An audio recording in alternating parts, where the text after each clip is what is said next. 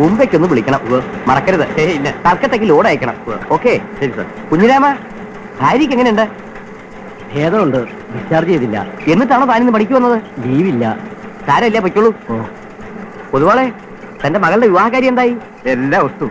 ഇനി ഉറപ്പിക്കണം. പക്ഷേ ഉറപ്പിച്ചോളൂ, ഒക്കെ മംഗളമായി നടക്കും. നമുക്ക് വഴിയുണ്ടാക്കാം. പൊതുവാളിന് 25,000 ഉറുപ്പിക കൊടുത്തേക്കും. Okay sir.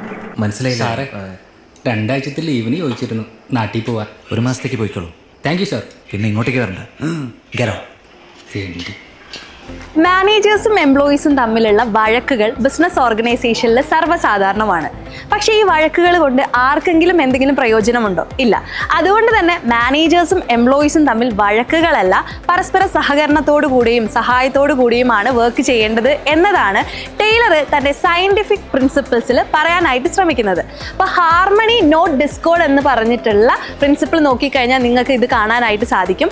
അതുപോലെ തന്നെ ആ ഒരു പ്രിൻസിപ്പിളിൽ നിങ്ങൾക്ക് പഠിക്കാനുള്ള ഒരു ടോപ്പിക് അല്ലെങ്കിൽ ഒരു കോൺസെപ്റ്റ് ആണ് മെന്റൽ റെവല്യൂഷൻ എന്ന് പറയുന്നത്. അതായത് എംപ്ലോയീസും മാനേജേഴ്സും അവരുടെ വഴക്കുകളൊക്കെ മാറ്റിവെച്ച് പരസ്പര സ്നേഹത്തോടു കൂടിയും സഹകരണത്തോടു കൂടിയും വർക്ക് ചെയ്ത് അവരുടെ തിങ്കിങ്ങിൽ ഉണ്ടാകുന്ന ട്രാൻസ്ഫോർമേഷനെയാണ് മെന്റൽ റെവല്യൂഷൻ എന്ന ടേം കൊണ്ട് ഉദ്ദേശിക്കുന്നത്.